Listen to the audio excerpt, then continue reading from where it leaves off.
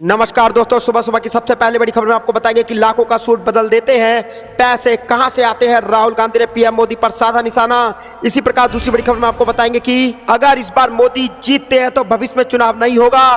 कांग्रेस अध्यक्ष मल्लिकार्जुन खड़गे ने किया बड़ा दावा, जिसको सुनकर के भाजपा उड़ गई है नींद। इसी प्रकार तीसरी बड़ी खबर में आपको बताएंगे कि पाटलिपुत्र से मीसा भारती के नामांकन के बाद गरजे लालू यादव, बोले पीएम मोदी को बढ़िया से विदाई देना है। इसी प्रकार चौथी बड़ी खबर में आपको बताएंगे कि शाह की रैली में पत्रकार से मारपीट पर बोली प्रियंका गांधी, जनता की आवाज छीन लेना चाहती है भाजपा। इसी प्रकार पांचवी बड़ी खबर में आपको बताएंगे कि चौथे चरण की वोटिंग के बाद यहां पर फलौदी सत्ता बाजार के यहां पर भाव बदल चुके हैं और भाजपा को अब 300 सीट भी मिलना मुश्किल हो गया है। जी हाँ दोस्तों, यहां पर बड़ा सर्वे सामने आया है और यहां पर 300 पार भी नहीं कर पा रही है भाजपा, 400 तो भूल ही जाए। तो दोस्तों, आपको क्या लगता है आपकी बार किसकी सरकार? कमेंट जरूर बताइएगा। इस वीडियो को लाइक, चैनल को सब्सक्राइब करके रख लीजिए और कमेंट में जय हिंद जरूर लिखिएगा। रुक करते हैं पहली खबर की तरफ। लाखों का सूट बदल देते हैं, पैसे कहां से आते हैं? राहुल गांधी का पीएम मोदी पर निशाना। जी हां दोस्तों, इस वक्त की सबसे बड़ी खबर आ रही है कि लोकसभा चुनाव 2024 के लिए चौथे चरण का मतदान हो चुका है और वहीं बाकी 3 चरणों के लिए चुनाव प्रचार भी जारी है। इसी क्रम में कांग्रेस के पूर्व अध्यक्ष राहुल गांधी ने उत्तर प्रदेश के रायबरेली में एक जनसभा को संबोधित किया और प्रधानमंत्री नरेंद्र मोदी से सूट को लेकर के एक बार फिर हमला किया है। राहुल गांधी ने कहा कि पीएम मोदी की सैलरी करीब 1.5 लाख रुपए है। 1.5 लाख रुपए की सैलरी है और एक सूट की कीमत 50,000, 60,000, 70,000 और 1 लाख रुपए है।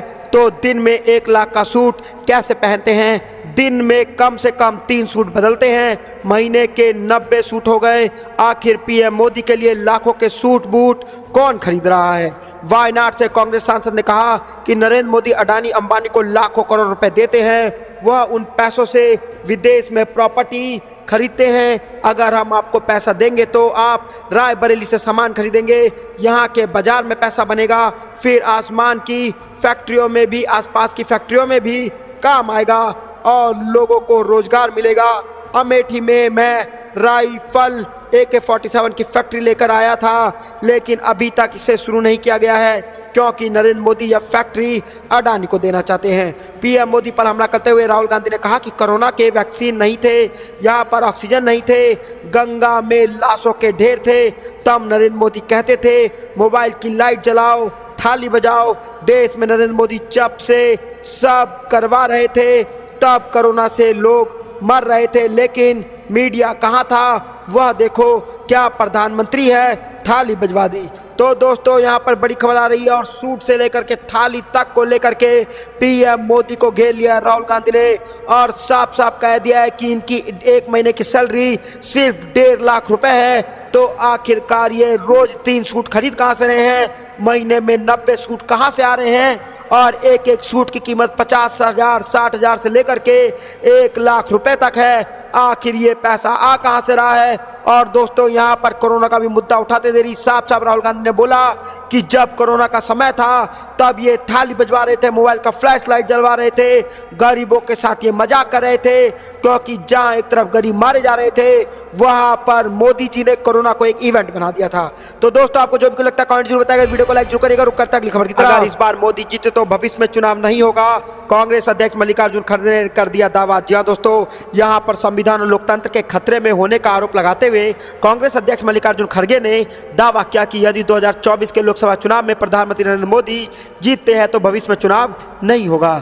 झारखंड के हाजिरीबाग में एक चुनावी रैली को संबोधित करते हुए मल्लिकार्जुन खड़गे ने मुख्यमंत्री हेमंत सोरेन की गिरफ्तारी को लेकर के भी प्रधानमंत्री मोदी पर निशाना साधा और कहा कि यदि साहस है तो वह अडानी और अंबानी को गिरफ्तार करके दिखाएं। उन्होंने दावा किया कि संविधान और लोकतंत्र खतरे में है और लोग भी खतरे में हैं। यदि आपके पास मौलिक अधिकार ही नहीं रहेंगे तो आप गुलाम बन जाएंगे। यदि इस बार मोदी सरकार जीत जाती है तो भविष्य में चुनाव नहीं होगा।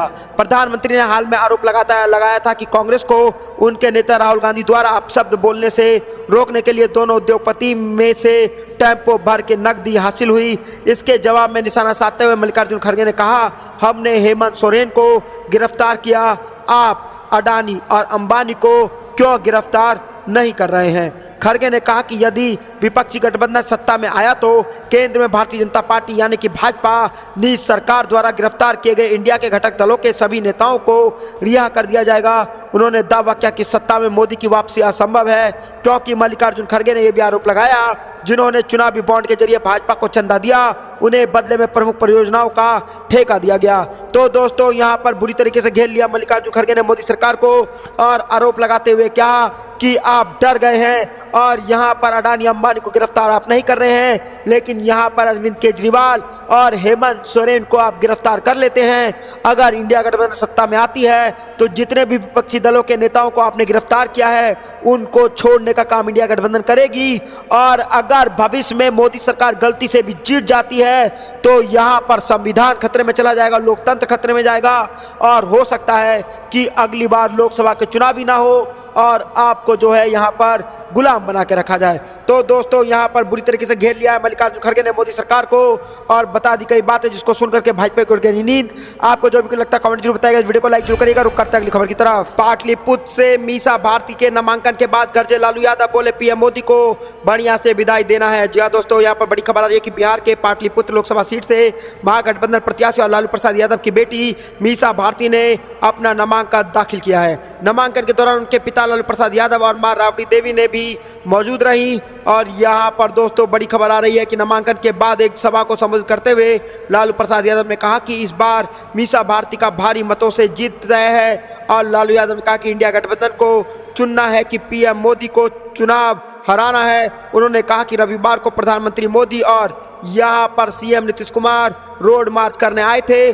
पटना साहिब के लोग तो नहीं निकले, लेकिन यहाँ दोनों अपना मार्च हुलक हुलक के करते रहे और आरजेडी पर प्रहार करते रहे। उन्होंने कहा कि इसके प्रहार से हमको कुछ नहीं होने वाला है। इस बार नरेंद्र मोदी जाने वाले हैं, पक्का जा रहे हैं, इसको बढ़िया से विदाई देना है। तेजस्वी यादव का तबीयत खराब है, फिर भी वह आप लोगों के बीच रोज आ रहे हैं, काफ़ी समर्थक मिल रहा है और यहाँ पर समर्थन तो मिल ही रहा है। कार्यकर्ताओं की एकजुटता से भी हमारा मनोबल बढ़ गया है। पीएम मोदी पर हमला जारी रखते हुए आरजेडी प्रमुख लालू प्रसाद यादव ने कहा कि वह आरक्षण और संविधान को खत्म करना चाहते हैं, लेकिन उन्हें पता नहीं है कि यह बाबा भीम अम्बेडकर का बनाया हुआ आया संविधान है। जान रहे हैं या जान जाएं, देश के संविधान को मिटा देंगे। तो दोस्तों यहाँ पर बड़ी खबर आ रही है और लालू प्रसाद यादव तारते हुए मोदी सरकार को यहाँ पर घेर चुके हैं और साफ साफ कह दिया है कि इन्होंने यहाँ पर रोड रैली तो निकाला, कोई जनता तो बाहर आई नहीं, ये लोग खुद ही घूमते रहे और थक हार कर चिल्ला करके घर चले गए। और इनको पता लग गया कि अब की बार इंडिया गठबंधन की सरकार और भाजपा की बुरी तरीके से हार होने जा रही है। तो दोस्तों आपको क्या लगता है आपकी बार किसकी सरकार, कमेंट जरूर बताइएगा। और आपको भी लगता है कि आपकी बार इंडिया गठबंधन की सरकार, तो वीडियो को लाइक जरूर करिएगा। रुक करते हैं अगली खबर की तरफ। शाह की रैली में पत्रकार से मारपीट पर बोली प्रियंका गांधी, जनता की आवाज छीन लेना चाहती है भाजपा। जी हाँ दोस्तों, इस वक्त की सबसे बड़ी खबर आ रही है कि कांग्रेस नेता प्रियंका गांधी वाड्रा ने केंद्रीय गृह मंत्री अमित शाह की रैली में कथित रूप से धन देकर बुलाए गए महिलाओं से बात करने वाले एक पत्रकार से मारपीट किए जाने का आरोप लगाते हुए कहा कि भाजपा देश के लोकतंत्र को खत्म करने, जनता की आवाज छीन लेना चाहती है। पुलिस ने पत्रकार से मारपीट के मामले में अज्ञात लोगों के खिलाफ मुकदमा दर्ज कर लिया है। प्रियंका गांधी ने सोशल मीडिया मंच एक्स पर एक पोस्ट में कहा कि रायबरेली में गृह मंत्री जी की सभा में भाजपा के लोगों द्वारा पॉलिटिक्स में यहाँ पर पत्रकार राघव त्रिवेदी को बेरहमी से पीटा गया। गृह मंत्री जी भाषण देते रहे और पुलिस यहाँ पर मूक दर्शक बनी देखती रही। और कांग्रेस नेता ने कहा कि पत्रकार को सिर्फ इसलिए पीटा गया क्योंकि उन्होंने कुछ महिलाओं से बात की थी जो कह रही थी कि सभा में आने के लिए उन्हें पैसे दिए गए थे। उन्होंने इस पोस्ट में कहा कि पूरे देश में मीडिया का मुंह बंद कर देने वाली भाजपा को यही बर्दाश्त नहीं है कि उनके खिलाफ कहीं कोई भी आवाज उठे। तो दोस्तों यहाँ पर प्रियंका गांधी ने उठा दिया बड़ा सवाल और साफ साफ कह दिया है कि यहाँ पर पत्रकारों की आवाज को बंद करना चाहती है भाजपा और यहाँ पर संविधान को खत्म करने का काम या अभियान चला रही है भाजपा और देश में लोकतंत्र को खत्म कर जनता की आवाज छीन लेना चाहती है भाजपा। प्रियंका गांधी ने अपने पोस्ट में एक वीडियो भी साझा किया है जिसमें एक व्यक्ति किसी हॉस्पिटल में स्ट्रेचर पर पड़ा करा रहा है और एक वरिष्ठ पुलिस अधिकारी ने कहा कि हम मामले की जांच कर रहे हैं। शाह ने रायबरेली से भाजपा उम्मीदवार दिनेश प्रताप सिंह के समर्थन में एक रैली को संबोधित किया और छत्तीसगढ़ के पूर्व मुख्यमंत्री भूपेश बघेल घायल पत्रकार से मिलने के लिए अस्पताल पहुंचे। इस मामले में सदर कोतवाली में अज्ञात लोगों के खिलाफ मुकदमा दर्ज कराया गया था। तो दोस्तों यहाँ पर पत्रकार का मुद्दा उठा दिया है प्रियंका गांधी ने, साफ साफ कहा कि अगर भाजपा के खिलाफ कोई बोलेगा तो भाजपा उसका मुंह बंद करने का काम करेगी, क्योंकि संविधान के खिलाफ यहाँ पर भाजपा काम कर रही है और भाजपा अपने खिलाफ जो है किसी की आवाज नहीं सुन सकती। आपको जो भी कुछ लगता है दोस्तों कमेंट जरूर बताएगा, वीडियो को लाइक जो करेगा। रुक करते हैं अगली खबर की तरफ। चौथे चरण की वोटिंग के बीच बदले फलौदी सट्टा बाजार के भाव, भाजपा को अब 300 सीट भी नहीं मिल रही। जी हाँ दोस्तों, कल यानी कि 13 मई को चौथे चरण का मतदान हो रहा था और एक केंद्र शासित व 9 राज्यों की 96 सीटों पर वोट डाले जा रहे हैं। हर चरण के मतदान के पहले और बाद फलौदी सट्टा बाजार के भाव भी काफी ऊपर नीचे हो रहे हैं। अब तक 3 चरणों में लोकसभा की अवधि से ज्यादा सीटों पर वोट डाले जा चुके हैं। तो दोस्तों यहाँ पर भाजपा को लग सकता है बड़ा झटका और 3 चरणों के चुनाव यहाँ पर संपूर्ण हो चुके हैं और दोस्तों यहाँ पर चौथा चरण का वोटिंग भी कंप्लीट हो चुका है। अब सिर्फ 3 चरण बचे हैं और इस 3 चरण में होने जा रहा है बड़ा खेल, क्योंकि 4 जो चरण हो चुके हैं चुनाव के उसमें भाजपा को पता लग चुका है और यहाँ पर फलौदी सट्टा बाजार में भी सीट के आंकड़े बदल चुके हैं और 400 पार तो भूल ही जाइए, यहाँ 300 पार भी नहीं कर पा रही है भाजपा और भाजपा को लग सकता है आपकी बार बड़ा झटका। तो दोस्तों यहाँ पर इंडिया गठबंधन मजबूती के साथ चुनाव लड़ रहा है और 4 यहाँ पर चरणों में मजबूती के साथ वो जीत हासिल कर रहा है और यहाँ पर भाजपा को लग रहा है बड़ा झटका। और 3 अब जो चुनाव रह गए हैं 3 चरणों के, इसमें बड़े बड़े राज्य हैं जिसमें भाजपा को बड़ा झटका लग सकता है और इंडिया गठबंधन मजबूती के साथ खड़ा है और महंगाई और बेरोजगारी मुद्दा इतना बड़ा मुद्दा बन चुका है कि भाजपा को होश उड़ाने के लिए वही काफी है। तो दोस्तों यहाँ पर भाजपा की होने जा रही है हार। आपको जो भी लगता है कमेंट जरूर बताइएगा, वीडियो को लाइक जो करिएगा। रुक करते अगली खबर की तरफ। भाजपा पर भर के अखिलेश यादव बोले वोट देने से रोकने का लगा दिया आरोप, जाने क्या है माजरा। जी हाँ दोस्तों, यहाँ पर बड़ी खबर आ रही है यूपी से कि हम आपको पता चला कि समाजवादी पार्टी के अध्यक्ष अखिलेश यादव ने लोकसभा चुनाव के चौथे चरण के मतदान से एक दिन पहले भारतीय जनता पार्टी को आगाह करते हुए कहा कि वह मतदान करने जा रही जनता के बीच ना आए। उन्होंने कहा कि मतदाताओं को वोट डालने से रोकना भी अपराध है। जी हाँ दोस्तों, यहाँ पर अखिलेश यादव ने एक पोस्ट में कहा कि भाजपा को चेतावनी है कि वह जनता के रास्ते में ना आए, मतदाताओं को वोट डालने से रोकना भी एक अपराध है। भाजपा सत्ता का दुरुपयोग करके लोगों को वोट डालने से रोकने का जो प्रपंच कर रही है उसके बारे में जनता को पता चल गया है। भाजपाई असामाजिक तत्वों की तरह हिंसा पर उतर हुए हैं। तो दोस्तों यहाँ पर बड़ी खबर आ रही है, उन्होंने कहा कि सपा के समर्थक हर जुर्म और हिंसा सहकर भी अपना वोट डालेंगे। कल जब यहाँ पर बड़ी बात आ गई है दोस्तों, और कल जब चुनाव हो रहे थे, यहाँ पर चौथे चरण के चुनाव हो रहे थे, तो यहाँ पर भाजपा के कार्यकर्ता या गुंडा बोले कि गुंडों द्वारा यहाँ पर चुनाव को रोकने का प्रयास किया गया, जिसको लेकर के अब अखिलेश यादव हमलावर है और साफ साफ कह दिया है कि जनता और वोट के बीच ना आए भाजपा, क्योंकि अगर जनता के बीच जो आएगा जनता उसे उखाड़ फेंकने का काम करेगी। जी हाँ दोस्तों, यहाँ पर जनता को रोकने के लिए और वोट ना डाल पाए उसके लिए भाजपा पूरी ताकत लगा रही है, क्योंकि यहाँ पर भाजपा को पता लग गया है कि अब की बार 400 पार नहीं, अब की बार 400 पार हार। और इसी को देखते हुए भाजपा पर भर के अखिलेश यादव और बोल दिया कि वोट देने से रोकने का लगा दिया आरोप और साफ साफ कह दिया कि ये भी एक अपराध है। अगर किसी भी वोटरों को रोका गया वोट डालने से तो यहाँ पर आपके ऊपर कार्रवाई होगी, क्योंकि यहाँ पर केंद्र में जो है वो इंडिया गठबंधन की सरकार बनने जा रही है और पूरी जनता जो है देश की वो इंडिया गठबंधन के साथ खड़ी है और आपके सारे करतूतों को देख रही है। तो दोस्तों आपको क्या लगता है, आपकी बार किसी सरकार कमेंट जरूर बताएगा, इस वीडियो को लाइक जरूर करेगा। रुक करते अगली खबर की तरफ। मैं हार मानने वालों में से नहीं, पिता लालू को याद कर गर्जे तेजस्वी यादव, सहारा इंडिया पर कह दी ऐसी बात। जी हाँ दोस्तों, यहाँ पर बड़ी खबर आ रही है कि पूर्व डिप्टी सीएम तेजस्वी यादव ने समस्तीपुर के यहाँ पर कल्याणपुरी में महागठबंधन से कांग्रेस उम्मीदवार सन्नी हजारी के समर्थन में चुनाव सभा की। सभा को संबोधित करते हुए तेजस्वी यादव ने कहा कि हम लोग रोजगार और आरक्षण की बात करते हैं, जबकि एनडीए गठबंधन के लोग तलवार की बात करते हैं। तेजस्वी यादव ने कहा कि एनडीए गठबंधन के पास कोई मुद्दा नहीं है और ना ही कोई मुद्दा रह गया है, जिस कारण वो देश को बांटने का प्रयास कर रहे हैं। तेजस्वी यादव ने कहा कि देश में इंडिया गठबंधन की सरकार बनी तो प्रत्येक साल 1 करोड़ बेरोजगारों को रोजगार दिया जाएगा, अग्निवीर योजना खत्म होगी, गरीब महिलाओं को प्रत्येक साल हफ्ते में 1 लाख रुपए दिए जाएंगे। बेरोजगारी का दर्द को दूर करना है और 17 महीने के इस शासनकाल में 5 लाख यहाँ पर रोजगार को सरकारी नौकरी दी जाने वाली दिनों में उन्हें नियुक्ति पत्र मिलेगा।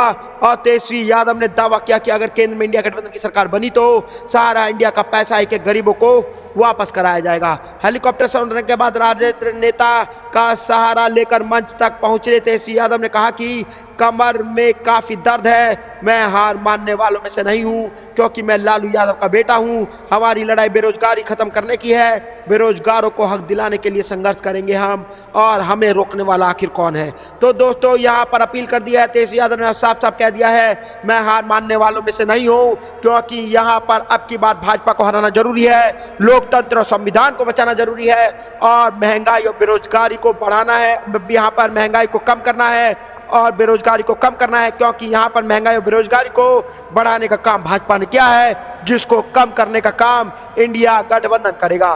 तो दोस्तों यहाँ पर आ रही है बड़ी खबर, तेजस्वी यादव ने भाजपा को घेरते हुए कह दिया बड़ी बात और साफ साफ कह दिया है मैं हार मानने वालों में से नहीं हूं क्योंकि मैं लालू जी का बेटा हूं। आपको जो भी लगता है दोस्तों कमेंट जो बताएगा, वीडियो को लाइक जो करेगा, रुक करता है अगली खबर की तरफ। लोकतंत्र का हो रहा चीरहरण चुनाव भारत की तरह उद्धव ठाकरे बोले मोदी नहीं भारत सरकार चाहिए। जी हाँ दोस्तों, यहाँ पर बड़ी खबर आ रही है कि शिवसेना यहाँ पर यूबीटी प्रमुख उद्धव ठाकरे ने कहा कि उन्होंने देश में आज़ादी बचाने की लड़ाई शुरू की है और यह चुनाव भारत की तरह है। शिवसेना यूटीवी के मुखपत्र सामना को दिए गए इंटरव्यू में ठाकरे ने कहा कि पीएम नरेंद्र मोदी को महाराष्ट्र में से अब तक बहुत प्यार मिला और वह देखेंगे कि महाराष्ट्र किस तरह गालियां देता है। यहाँ पर उद्धव ठाकरे ने दावा किया कि भगवा लहर है और जल्द ही राज्य में बदलाव दिखेगा।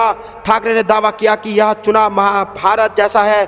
उन्होंने कहा कि महाभारत में द्रौपदी का चीरहरण हुआ था और अब लोकतंत्र का चीरहरण हो रहा है। उन्होंने कहा कि यह लोकतंत्र बचाने की लड़ाई है। उन्होंने कहा कि वह आज़ादी की लड़ाई के दौरान नहीं थे और संघर्ष के बाद जो आज़ादी मिली है उसे बचाना होगा।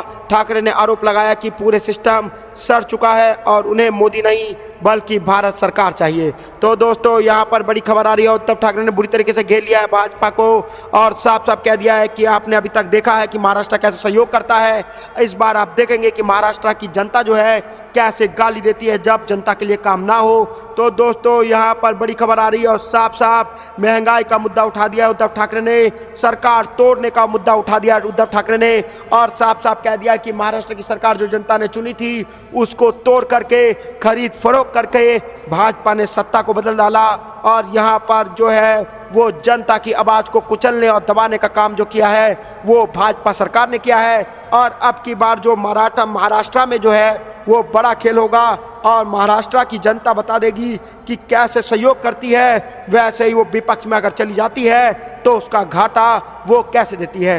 तो दोस्तों यहाँ पर महाराष्ट्र से बड़ी खबर आ रही है, उद्धव ठाकरे ने घेर लिया है मोदी सरकार को, कहा है कि जनता के हित में काम नहीं करोगे तो उखाड़ के फेंक दिए जाओगे। आपको जो भी लगता है कमेंट जरूर बताइएगा, वीडियो को लाइक जो करिएगा, रुक करता है अगली खबर की तरफ। भाजपा को करारा झटका, कुरुक्षेत्र के पूर्व सांसद कैलाशो सैनी कांग्रेस में हुई शामिल। जी हाँ दोस्तों, यहाँ पर बड़ी खबर आ रही है और भाजपा को यहाँ पर लग गया बड़ा झटका क्योंकि लोकसभा चुनाव 2024 के चौथे चरण की वोटिंग से यहाँ पर सत्तारूढ़ भारतीय जनता पार्टी को हरियाणा में करारा झटका लगा है।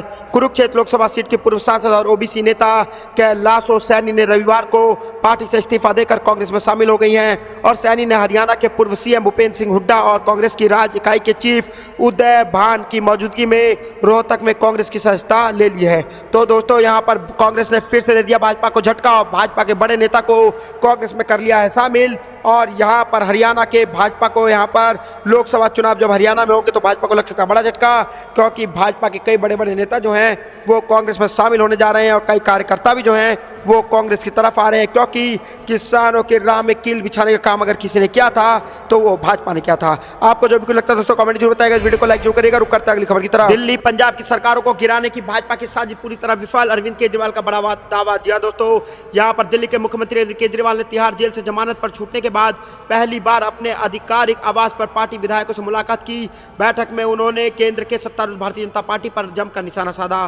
कहा कि दिल्ली और तथा पंजाब की सरकारों को गिराने की उनकी साजिश बुरी तरह विफल हो गई है। सीएम केजरीवाल ने अपने विधायकों को संबोधित करते हुए कहा वह दिल्ली की सरकार को नहीं गिरा सकती क्योंकि वह हमारे विधायकों को नहीं तोड़ सके, वह पंजाब की सरकार को खरोच तक नहीं पहुंचा सके, पूरी योजना विफल हो गई है। जी हाँ दोस्तों, यहाँ पर बड़ी खबर आ रही है और साफ साफ बोल दिया अरविंद केजरीवाल ने कितनी भी ताकत लगा लो, आप आम आदमी पार्टी के विधायकों को नहीं खरीद पाओगे, क्योंकि ये एक सेना है और सेना कभी बिकती नहीं। जी हाँ दोस्तों, यहाँ पर दिल्ली के सीएम ने कहा कि तिहाड़ जेल में रहते हुए भी वह जेल कर्मियों और सुरक्षा गार्ड से सबके बारे में जानकारी लेते रहते थे। वह उन्होंने सभी विधायकों के बारे में बताते थे। उन्होंने कहा कि उनकी अनुपस्थिति में विधायकों ने अच्छा काम किया। सीएम ने कहा कि उनकी पत्नी सुनीता केजरीवाल, दिल्ली के मंत्री सौरभ भारद्वाज तथा आतिशी और पंजाब के सीएम भगवंत मान ने जेल में उनके मिलने आते रहते थे। वह उनके लिए दिल्ली में सारा काम उनको बताते थे और वह उनसे दिल्ली में जारी विभिन्न कार्यों के बारे में पूछा करते थे। तो दोस्तों, यहाँ पर बड़ी खबर आ रही है और जेल के अंदर आखिरकार केजरीवाल काम करते रहते थे। उन्होंने दावा कर दिया यहाँ पर और कहा है कि हमने सारे विधायकों के बारे में जानकारी ली जेल में, लेकिन एक भी विधायक हमारा बिकने को तैयार नहीं था।